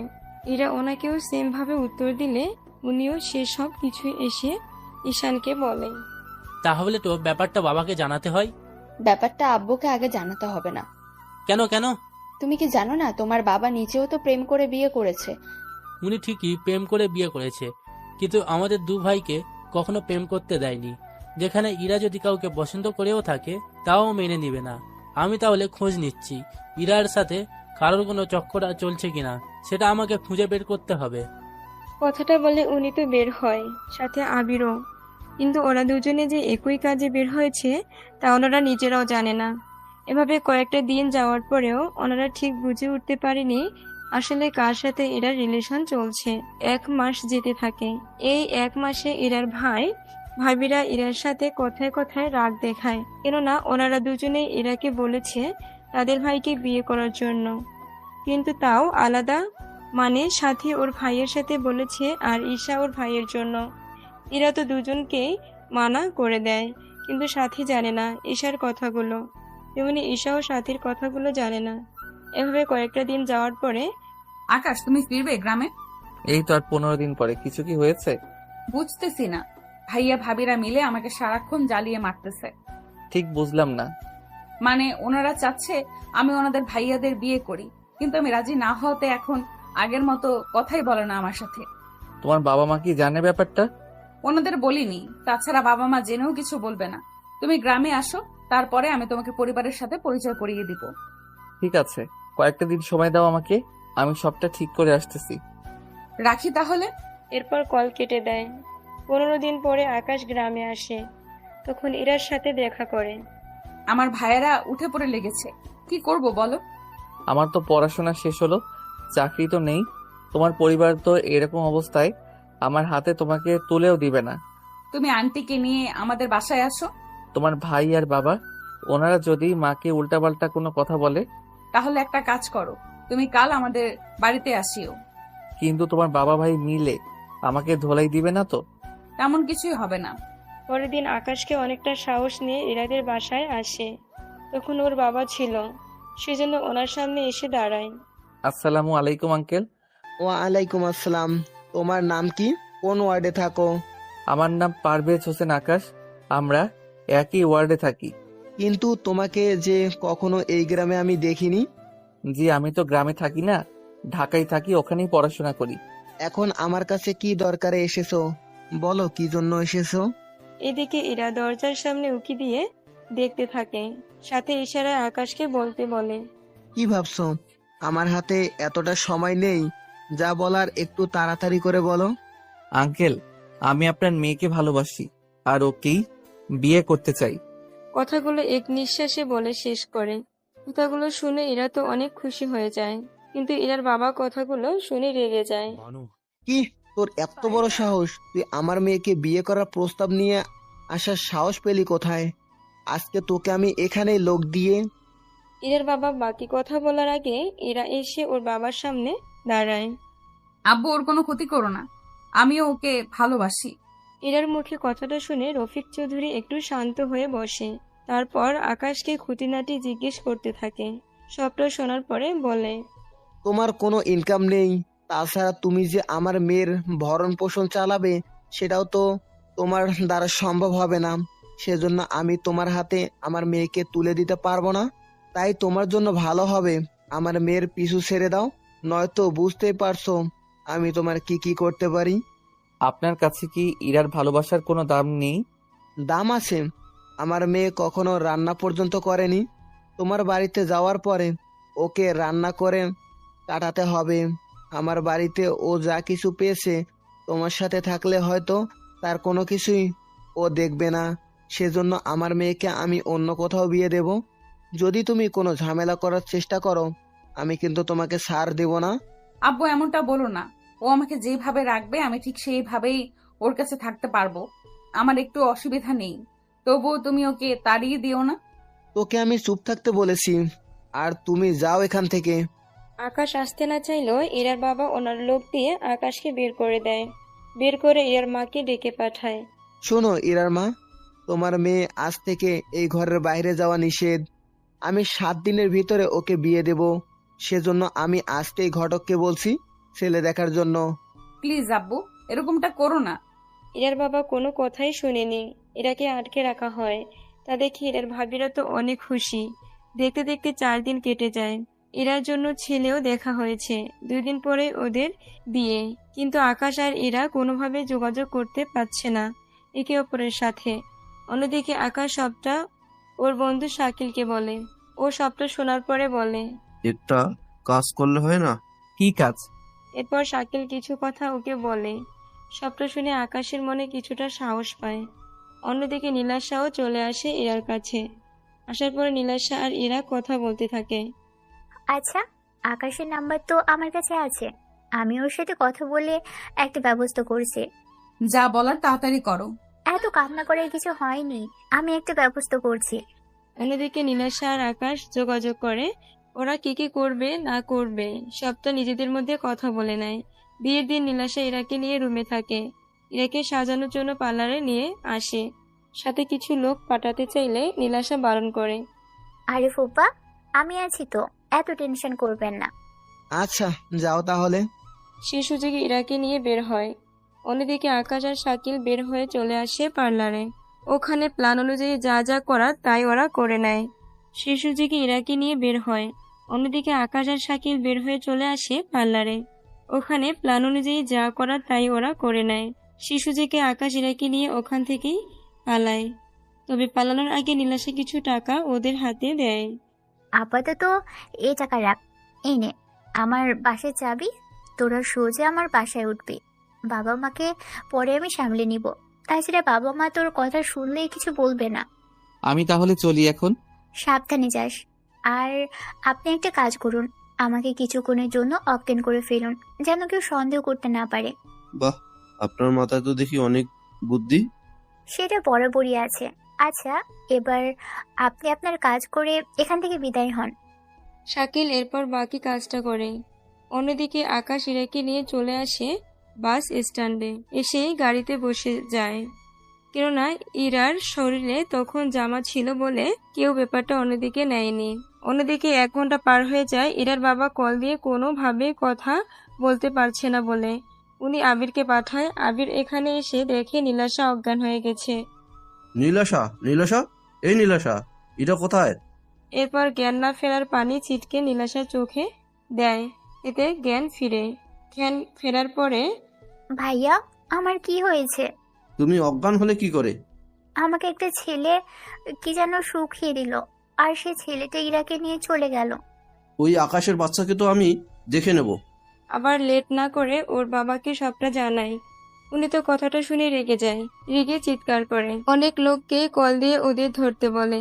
সে হিসেবে অনেক লোকেই ওদের খুঁজতে থাকে, কিন্তু তাও কোনোভাবে খুঁজে পায়নি। তাছাড়া খুঁজে পাবে কি করে?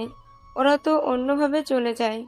অন্যদিকে বরযাত্রী চলে যায়, এতে ইরার বাবা অনেক অপমানিত হয়। তোরা খোঁজ লাগা ওর কোথায় থাকে। ওদের দুজনেরই মোবাইল বন্ধ। তাহলে ওরা যাবে কোথায়? আচ্ছা, একটা কাজ করো, ওই ছেলের বাড়ি দেখো এসেছে কিনা। খোঁজ নিয়েছি, কিন্তু নেই ওই বাসায়। তাছাড়া ওর মাও নেই ঘরে। তাহলে সবটা ওরা আগে থেকে প্ল্যান করে রেখেছে। হতেও পারে। এইদিকে ইরার ভাবিরা তো একে একে অনেক কথা বলতে থাকে। পরিস্থিতি একটু ঠান্ডা হয়। রাত 11টায় আকাশ ইরাকে নিয়ে চলে আসে নীলাশার বাসায়, অথচ আকাশের মা এসেছে ওনার বাড়িতে। এইদিকে ওরা ফ্রেশ হয়ে রেস্ট নেয়। অন্যদিকে রাতে নীলাশা কল দেয় ওদের টেলিফোনে। আকাশ ভালো করে জানে এই কল নীলাশা দিয়েছে, সেজন্য কল রিসিভ করে কথা বলতে থাকে। তোরা ঠিক আছিস তো? আমরা ঠিক আছি। তা ওই দিকের পরিস্থিতি কেমন? এখানকার পরিস্থিতি তো অনেক খারাপ ছিল, বর্তমানে এখন ঠিক আছে। তবে যাই করিস সাবধানে থাকিস। তা তোরা বিয়ে কি করেছিস না পরে করবি? এছাড়া একা একা কিভাবে বিয়ে করি? তা তোরা আসবি কখন? আমরা হয়তো 2-3 দিনের ভেতরে চলে আসব। আচ্ছা, তোরা আসার পরেই বিয়ে করে নিব। ততদিন তোরা কি একসাথে থাকবি? চিন্তা করিস না, আমরা আলাদা রুমেই থাকবো। আচ্ছা, রাখি তাহলে। এভাবে 2 দিন কেটে যায়। পরিস্থিতি এখনো স্বাভাবিক হলো না, মানে সবাই মোটামুটি এখনো অনেক রেগে আছে। 2 দিন পরে নীলাশা ওর বাবা মাকে নিয়ে রওনা দেয়। রাস্তায় নীলাশা ওর বাবা মাকে সবটা বুঝিয়ে বলে। সবটা শোনার পরে নীলাশার মা বলেন, তুই এরকম একটা কাজ করবি, আমাদের আগে তো বলতে পারতি। কি করবো আম্মু, সুযোগ তো হয়ে ওঠেনি। তাছাড়া প্লিজ আব্বু আম্মু, আকাশকে কোনো কিছু বলিও না। তোমরা তো জানো আকাশ কেমন ছেলে। চিন্তা করিস না, আমি নিজে ওদের বিয়ে দিয়ে দিব, তারপর দেখি কি করা যায়। সত্যি বলছো তো আম্মু? সত্যি বলছি। তার নীলাশা, যদি তোর ফুপা জানতে পারে সবটা, তখন কি হবে বুঝতে পারছিস? ওদের বিয়ে দিয়ে কয়েকটা দিন আমার সাথে রেখে দিব, তারপর ওরা আবার গ্রামে যাবে। তবে ওরা গ্রামে যাওয়ার আগে আমরা সবাই যাব গ্রামে। তাহলে ওরা যখন গ্রামে যাবে তখন ওদের সাহায্য করতে পারবো। এটাই ভালো হবে। এদিকে ওরা তো বাসায় আসে। আকাশ নীলাশার বাবা মার সাথে কথা বলে। এরপর ওনারা অনেকক্ষণ ধরে কথা বলতে থাকে। কথা বলা শেষ হলে 1 ঘন্টা পরে কাজী এনে ওদের বিয়ে করিয়ে দেয়। সত্যি মামা মামি, তোমাদের এই ঋণ আমি কখনোই শোধ করতে পারবো না।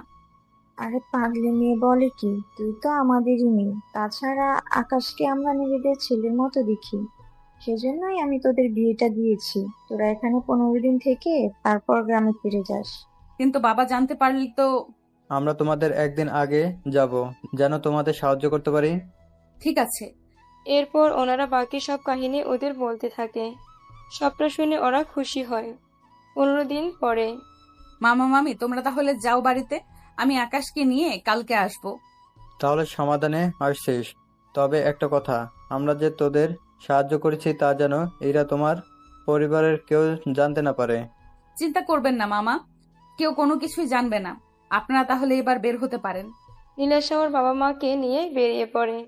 ওনারা যাওয়ার একদিন পরে আকাশ আর ইরা রওনা দেয় গ্রামের দিকে।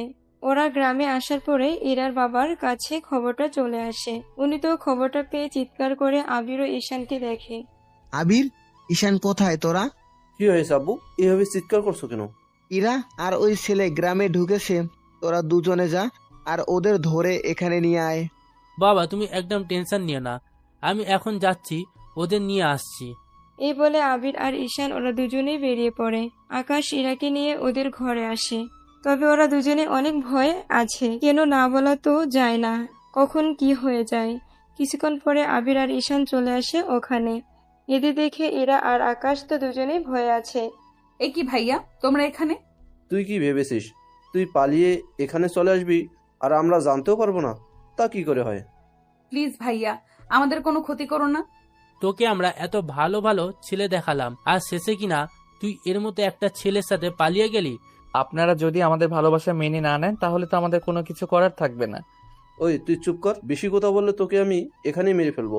প্লিজ ভাইয়া, ওকে মেরো না, ওকে মারলে আমি যে বিধবা হয়ে যাব। ভাইয়া ওদের আব্বুর কাছে নিয়ে যাই, উনি যা করার করবে ওদের সাথে। ঠিক আছে চলো তাহলে। এই বলে ওরা দুই ভাই মিলে আকাশ আর ইরাকে নিয়ে বের হয়। ওদের দুজনে নিয়ে ইরার বাবার সামনে এসে দাঁড় করায়। আকাশকে দেখে ইরার বাবার রাগে ফেটে পড়ে, সেজন্য কয়েকটা থাপ্পড়ও দেয়। এতেও আকাশ কিছু বলেনি, কেননা এটা স্বাভাবিক। ওনার মেয়েকে নিয়ে পালিয়ে যাওয়াতে ওনার কিছু রাগ আর খারাপ তো লাগবেই। কিছুটা সময় চুপ থাকার পরে হঠাৎ ইরা কাঁদতে কাঁদতে বলে ওঠে, ওর থেকে আমাকে আলাদা করো না আব্বু, আমি যে অনেক ভালোবাসি। তোর জন্য আমার মান সম্মান যে সব ডুবে গেল, তার কি হবে? বাবা একটা কাজ করি, এই ছেলেটাকে মেরে ইরাকে আমরা আবার বিয়ে দেব। না ভাইয়া, এরকমটা বলো না। অন্যদিকে নীলাশার ওর বাবা মা মিলে ইরার বাবাকে অনেক বোঝাতে থাকে। 1 ঘন্টা পরে এর বাবা রাজি হয়। ঠিক আছে, তবে একটা কথা, এই বাড়িতে ইরা কখনো আসতে পারবে না। তোমার যখন এটাই ইচ্ছে তাহলে তাই হবে। আকাশ চলো এখান থেকে। কিন্তু তোমার বাবা মাকে ছাড়া কি থাকতে পারবে? তোমার ভালোবাসা পেলে আমি ঠিকই থাকতে পারবো। ঠিক আছে চলো। ইরাকে নিয়ে বেরিয়ে আসে। এইদিকে আবির আর ঈশান তো খুশি হয়, কেননা ইরাকে যখন এই বাড়িতে আর ঢুকতে দিবে না তখন সম্পত্তি ভাগ তো দিবে না। ওরা এটাই ভেবে নিয়েছে। রাতের বেলায় ইরা আর আকাশ শুয়ে পড়ে। অন্যদিকে আচ্ছা ঈশান, বাবা তুই ইরাকে আর এই বাসায় ঢুকতে দিবি না। কিন্তু এতে তোর এত খুশি হওয়ার কারণ কি? আরে ইরাকে এই বাড়িতে ঢুকতে দিবি না তার মানে ওকে সম্পত্তি দিবি না, সে অনুযায়ী আমরা দুই ভাই মিলে সব সম্পত্তি পাবো। তোর মাথায় এত বুদ্ধি এলো কি করে? সব বুদ্ধি সব সময় কাজে লাগাতে হয়। এভাবে 1 মাস যাওয়ার পরে ইরার বাবার মনে একটু দয়া হয়, সেজন্য উনি আবির আর ঈশানের সাথে কথা বলে। তখন বাকিরাও ছিল, সেজন্য সবাই নিজেদের মতামত জানাতে থাকে। সবার মতামত জানার পরে কিন্তু আব্বু, ইরাকে সম্পত্তি দেওয়ার কি দরকার? ও তোমার আমারই মেয়ে, ওর দিকে তো আমার খেয়াল রাখতেই হবে। ঠিক আছে আব্বু, তুমি যা ভালো মনে করো। এর বাবা নিজেদের কথা বলে চলে যায়। তখন এরা দুই ভাই মিলে অনেক রকম ফন্দি করতে থাকে। কিন্তু সেটা করব কি করে? ইরার চোখে আকাশকে খারাপ বানাতে হবে। কিন্তু কিভাবে? সেটা তুই আমার উপর ছেড়ে দে। ঠিক আছে ভাইয়া। ঈশানের সাথে কথা বলে কিছু একটা ঠিক করে। ততক্ষণে আমরা ইরা আর আকাশের ব্যাপারে দেখে আসি। কয়েকদিন ধরে ইরা লক্ষ্য করছে আকাশ কেমন যেন বদলে গেছে, আগের মতো নেই। ইরা আকাশকে জিজ্ঞেস করে, কিছু কি হয়েছে তোমার? ইদানিং দোকানের অবস্থা অনেক খারাপ যাচ্ছে, এরকম হলে তো সংসার চালাতে কষ্ট হয়ে যাবে। সেটা আমি জানি, কয়েকদিন ধরে লক্ষ্য করছি। তোমার নাম্বারে অনেক মেয়ে কল দিয়ে তোমার খোঁজ খবর জিজ্ঞাসা করে, ব্যাপারটা কি বলো তো? আমার নাম্বারে মেয়ের কল? সেটা আমি তোমার কাছে জানতে চেয়েছি। আমি তো জানি না। ঠিক আছে, যাও দোকানে। আকাশ আসে দোকানে। এদিকে আবির আর ঈশানের প্ল্যান ভালোই কাজ করতে থাকে। মোটামুটি 2 মাসে ইরা আর আকাশের মাঝে অনেক অনেক ঝগড়া হতে থাকে। আকাশ তো সবটা নীলাশাকে জানায়। সবটা শোনার পরে নীলাশা ইরাকে বুঝাতে থাকে সবটা, কিন্তু তাও ইরা কোনো কিছু বুঝতে চায় না। এভাবে একদিন রাতের বেলায় ইরা লক্ষ্য করে আকাশের রুম থেকে একটা মেয়ে বের হয়ে যাচ্ছে। কি ব্যাপার, এই মেয়েটা কে? যাই তোর পেছনে পেছনে দেখি মেয়েটাকে। এরপর মেয়েটার পিছনে পিছনে আসতে থাকে। কয়েক মিনিট দেখার পরে ইরার বুঝতে বাকি রইল না যে এটা ওরই বান্ধবী ববি। ও তো ববি, কিন্তু এত রাতে ববি কেন আকাশের বাসায় এলো? যাই তো একবার ববিকে জিজ্ঞাসা করি। ইরা তুই এখানে কেন? তার আগে এটা বল, তুই আমার ঘরে কেন আসলি? তাও আমি যখন ছিলাম না তখনই তোকে আসতে হলো? কথাটা বললে তুই বিশ্বাস করবি তো? আগে বল। ভাইয়া আমাকে বলেছে আমি যেন ওনার সাথে কয়েকটা রাত কাটাই। যদি আমি এমনটা করি উনি আমাকে অনেক টাকা দেবে, আর তার সাথে তোকে ছেড়েও দেবে। আমাকে কেন ছেড়ে দিবে? আসলে ভাইয়া অনেক মেয়ে আসক্ত হয়ে গেছে। উনি প্রতি মাসে অনেকগুলো মেয়ের সাথে ডেট করে। তুই বললেই কি আমি বিশ্বাস করে নিব? তাহলে তুই কালকে একবার ভাইয়ার দোকানে এসে দেখে যাস। উনি প্রায় সময় মেয়ে নিয়ে পিছনের দিকে থাকে। কথাগুলো শুনে ইরার মনে আকাশের প্রতি ঘৃণার জন্ম নেয়। রাতে এরা বাসায় ফিরে দেখে আকাশ ঘুমাচ্ছে, সেজন্য তেমন কিছুই আর বলেনি। পরের দিন এরা সত্যি সত্যি দোকানে এসে দেখে দোকানের ভিতরে একটা মেয়ে ছিল। আসলে এরা ছদ্মবেশে এসেছে বলে আকাশ চিনতে পারেননি। সবটা দেখে এরা চলে আসে। এরা যাওয়ার পরে মেয়েটাও বের হয়ে আসে। এখন এই সবের কাহিনী তৈরি করেছে আবির আর ঈশান, আর ওরা দুজনেই এই সবটা কাহিনী সাজাতে থাকে, কেননা ওরা ববিকে জোর করে এই কাজটা করার জন্য বাধ্য করে। সাথে এই মেয়েটাকে টাকা দিয়ে আকাশের দোকানের ভিতরে ঢুকায়, তাও কিছু ছলনার আশ্রয় নিয়ে। কিন্তু এই সব কিছু আকাশ নিজেও জানে না। এইদিকে এরা আকাশকে বলেছিল ওর জন্য শাড়ি আনতে, কিন্তু 2 দিন পরেও আকাশ এরার জন্য শাড়ি আনতে পারেনি। সেজন্য দিনের বেলায় ওদের মধ্যে ঝগড়া হয়, আর এই ঝগড়া আপনারা প্রথম পর্বের মধ্যে শুনেছেন। ওদের ঝগড়ার পরে কি হয়েছে তা আপনারা এরপর জানতে পারবেন। তাহলে চলুন বর্তমানে ফিরে আসি। বর্তমানে আকাশ হসপিটালে আছে, আর ইরা ওর বাবার বাড়িতে চলে এসেছে। এখানে ইরাকে দেখে ওর ভাইদের প্ল্যান সাকসেস হয়, সেজন্য ওর কাছে আসে। একই বোন, তুই কাঁদছিস কেন? চুপ করে আছিস কেন? ইরা কেঁদেই চলেছে। কাঁদতে কাঁদতে ওনাদের সবটা বলতে থাকে। সবটা শোনার পরে আবির নাটকীয় ভঙ্গিতে বলতে থাকে। আমরা তো তোকে আগেই বলছিলাম, কিন্তু তুই কোনো কথাই আমাদের শুনলি না। আমি যে বড্ড ভুল করে ফেলেছি ভাইয়া। কিন্তু তুই এখন আর কোনো লাভ হবে না। একটা কাজ কর, তুই আকাশকে ডিভোর্স দিয়ে আমার শালাকে তুই বিয়ে কর। তো শালাকে কেন? আমার শালা কি দোষ করলো? তোর শালা তো এমনিতেই পড়াশোনা করেনি, তার উপরও দেখতে কালো। সেখানে আমার শালা পড়াশোনা জানে, দেখতেও ভালো। ভাইয়া, আমার ভাইকে এভাবে অপমান করাটা কি ঠিক হচ্ছে? আরে আমি তো শুধু সত্যি কথাটাই বলছি। তাছাড়া তোমার ভাইয়ের সম্পর্কে তুমি ভালো জানো। এখন ইরা, তুই ভেবে দেখ তুই কাকে বিয়ে করবি। আমাকে তোমরা কিছুদিন সময় দাও। এখন দেখলি তো আমাদের কথা না শুনে ওই ছেলেকে বিয়ে করার কি ফল হলো। তুমি আমার মেয়েটাকে এভাবে বকো না তো। এমনিতে ওর মনের অবস্থা ভালো না, তার উপর তোমরা ওর সাথে আরো বেশি ঝামেলা শুরু করে দিয়েছো। আব্বু, এখানে ঝামেলার কিছুই নেই। আমি আকাশকে ডিভোর্স দিব, তোমরা ডিভোর্সের ব্যবস্থা করো। আচ্ছা, তোদের বিয়েতে কত টাকা কাবিন হয়েছে সব তো কিছুই বললি না আমাদের। আমাদের বিয়েতে মাত্র 1 লক্ষ টাকা কাবিন হয়েছে। কি এত কম টাকায় কেন কাবিন করতে গেলি? আমি কি জানতাম নাকি ও যে আমার সাথে এরকমটা করবে? তুই কোনো চিন্তা করিস না, আমি সবটা দেখে নেব। কাল উকিলের সাথে কথা বলে নেব।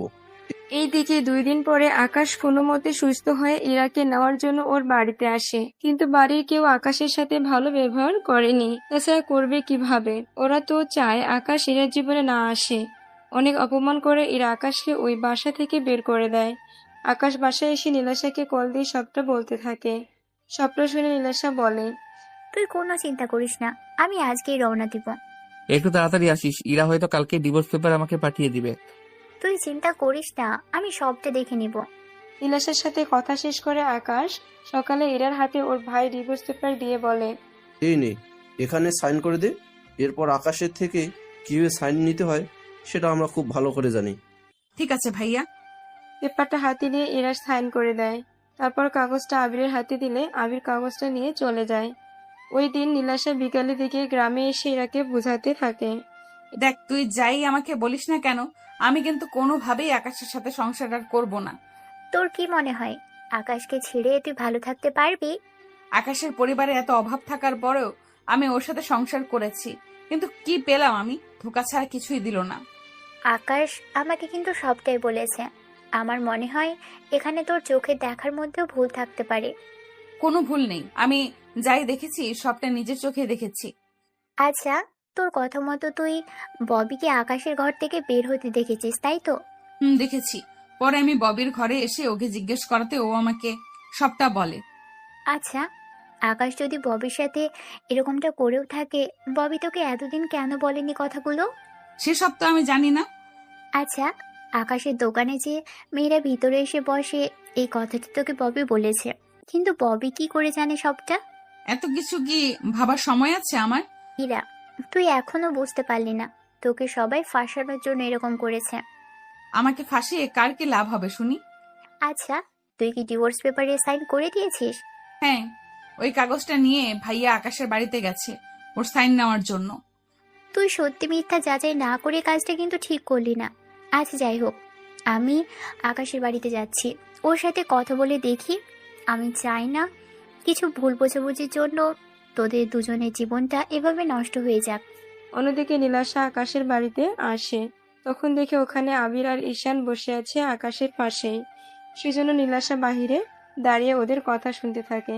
দেখ, আমার বোন তোর সাথে সংসার করতে চায় না, সেজন্য ভালো বলছি, এখানে সাইন করে দে। আমার জীবন থাকতে আমি সাইন করব না। তাহলে তোকে মেরে ফেলতে হবে। কোনটা করা যাবে না। কেন ভাইয়া? ওকে মারলে তো ইরা বিধবা হয়ে যাবে, তখন তো আমাদের 2 মাসের মতো অপেক্ষা করতে হবে। ওকে নতুন করে বিয়ে দেওয়ার জন্য যদি ওর সাইন নিতে পারি, তাহলে 4-5 দিনের মধ্যে আমার শালার সাথে ইরার বিয়ে দিয়ে ইরার নামে যত সম্পত্তি হবে সব আমরা 2 ভাই ভাগ করে নেব। আপনারা মানুষ নাকি জানোয়ার? আমরা সম্পত্তির জন্য যদি নিজের বোনের সংসার ভাঙতে পারি, তাহলে ভেবে দেখো সেখানে তোর কি অবস্থা করতে পারি। প্লিজ, আমার আর ইরার সুখের সংসারটা এভাবে ভাঙবেন না। তোকে এই কাগজে এখন সাইন করতে হবে, নয়তো আমি তোকে এখনই মেরে হসপিটালে আবার পাঠিয়ে দেবো। বললাম তো আমি সাইন করব না। আকাশ সাইন করতে চায় না, সেজন্য আবির আর ঈশান মিলে আকাশকে মারতে থাকে। কিছুক্ষণ মেরে কিছু লোক দিয়ে আকাশকে হসপিটালে পাঠিয়ে দেয়। তখন বুদ্ধি করে অন্য একটা লোককে দিয়ে ডিভোর্স পেপারে সাইন করিয়ে নেয়। এতক্ষণ এখানে যা যা হচ্ছিল নীলাশা সবটা ওর মোবাইল রেকর্ড করে নেয়। একটু পরে এরার ভাইয়েরা যাওয়ার পরে নীলাশা ও চলে আসে হসপিটালে আকাশকে দেখার জন্য। অন্যদিকে আবির এরার হাতে ডিভোর্স পেপার দেয়। দেখ বোন, আজ শেষ হয়ে গেছে, তুই কোনো চিন্তা করিস না, 2 দিনের মধ্যে তোর বিয়ে দেবো, তুই আরামেই থাকবি। কিন্তু এত তাড়াতাড়ি করার কি আছে? যদি লেট করি তখন আবার সমস্যা হবে। তাছাড়া ইরা একা একা এখন সময় কাটাবে কি করে? সেজন্য ওকে বিয়ে দিলে সুখী শান্তিতে সংসার তো করতেই পারবে। ইরা, তুই কি বলছিস? আব্বু, তোমরা যা ভালো মনে করো, আমি এই নিয়ে কথা বলতে চাই না। আবির, ঈশান, তোরা যা ভালো বুঝিস তাই কর। তাহলে আব্বু, হাতির ভাইয়ের সাথে ইরার বিয়ে দিলে কেমন হয়? তাহলে ইরা আমাদের কাছাকাছি থাকতে পারবে। তাছাড়া সাথীর ভাই তো ঘরেরই ছেলে। সেজন্য তো বলেছি যা ভালো বুঝিস তোরা করে নে।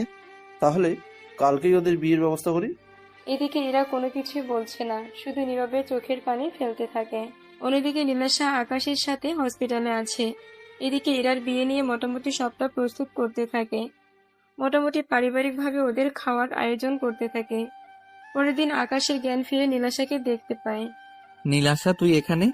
আমি তোর জন্য থেকে গেলাম, এখন চল আমার সাথে। কোথায় যাব? আমার সাথে আয়, তাহলে বুঝতে পারবি। নীলাশার সাথে আকাশ এরাদের বাড়িতে আসে, কিন্তু বাড়িতে লোক ছিল কম। কারণটা তো আপনাদের আগেই বলেছি আমি। ওরা ভিতরে এসে দেখে এরা বউ সেজে বসে আছে, পাশে আছে আবিরের শালা। এমন দৃশ্য আকাশ যে দেখবে তা ভাবতে পারেনি। নীলাশা চিৎকার করে বলে ওঠে, ফুপা, বন্ধ করে নেপিয়ে। নীলাশা, তুই এখানে? সাথে ওকে কোথায় পেলি তুই? ওকে আমি নিয়ে এসেছি, তাছাড়া তোমরা যা চাচ্ছ তা আমি কখনো হতে দিব না।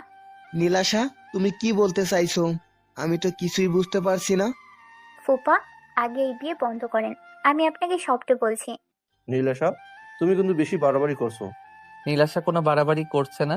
আমার বউকে আমি নিতে এসেছি, এখানে আমাকে কেউ আটকে রাখতে পারবে না। ওই দিন মার খেয়েও তোর শিক্ষা হয়নি, সেজন্য আজকে আবার চলে এসেছিস তুই। আমি বেঁচে থাকতে আমার বউকে অন্য কারোর সাথে বিয়ে দিতে পারেন না। তোর সাথে আমার ডিভোর্স হয়েছে, সেজন্য আমাকে স্ত্রী বলার কোনো অধিকার তোর নেই। ইরা, আকাশ তোকে ডিভোর্স দেয়নি। যদি ডিভোর্স না দিয়ে থাকে তাহলে ডিভোর্স পেপারে ওটা কার সাইন ছিল? তাছাড়া যা খুশি হোক, ওর মতো ছেলের সাথে তো আমি সংসার করব না। ফুপা আর ইরা, তোমাদের দুজনকেই আমি কিছু দেখাবো, যা দেখলে তোমরা সবাই বুঝতে পারবে। তুমি আবার কি দেখাবে? আব্বু, আগে বিয়েটা তো হয়ে যাক, তারপর না হয়। ইরার যেখানে ডিভোর্সই হয়নি সেখানে ওকে বিয়ে দিবেন কি করে? আচ্ছা, সে বিষয়ে পরে কথা বলছি, আগে আপনারা দুজন এই ভিডিওটা দেখুন। 10 মিনিটের ভিডিও দেখে ইরার বাবা আর ইরা তো বিশ্বাস করতে পারছে না আবির আর ঈশান এরকম কোনো কাজ করে বসবে। ইরা ভিডিও দেখে চোখের পানি ফেলতে থাকে। ইরার বাবা তো এখন ও শকড হয়ে আছে, কি বলবে তাই ভাবছে। আমি ভাবতেও পারিনি তোরা আমার ওই সন্তান হয়ে নিজের আপন বোনের সাথে এরকম একটা কাজ করবি। কিসের ভিডিও ছিল এটা? তোমরা দুজন আকাশের বাড়িতে এসে যা যা করেছো বলেছো সবকিছু রেকর্ড করেছিল এখানে। এরা বিশ্বাস করো, এই সব মিথ্যা ছিল। ভাইয়া, তোমাদের এত ভালোবাসা আর তোমরা এর প্রতিদান এই দিলে আমাকে। তোরা ইরার সাথে যা করেছিস এর জন্য আমি তোদের কখনো ক্ষমা করব না। আকাশ, তুমি আসো আমার কাছে, আমি আজকে নিজে দাঁড়িয়ে থেকে তোমার আর ইরার বিয়ে দেব। আমাদের তো বিয়ে হয়েছে, তাহলে নতুন করে আবার কেন? আমি তো তোমাদের বিয়েটা আর দেখতে পারিনি, সেজন্য নিজের চোখে তা দেখতে চাই। আমাকে বিয়ে করতে ইরার কোনো আপত্তি নেই তো? আমাকে এসব বলে আর লজ্জা দিও না, আমি যে অনেক বড় ভুল করেছি, তুমি আমাকে ক্ষমা করে দাও আকাশ। তাহলে দেখলে তো, সম্পত্তি আর টাকার লোভে নিজের আপন ভাইয়েরাও বোনের ক্ষতি করতে একবারও চিন্তা করে না। কাজী সাহেব, ওদের দুজনের আবার বিয়ে পড়ান। কাজী ওদের বিয়ে পড়িয়ে চলে যায়। কাজী চলে যাওয়ার পরে ইরার আব্বু বলে, আকাশ, তুমি আমার মেয়েকে মাফ করে দিও, ও একটু বেশি জেদি, সেজন্য জেদের বসে অনেক ডিসিশন নিয়ে বসে। জেদি তো হবেই, চেয়ারম্যানের মেয়ে বলে কথা।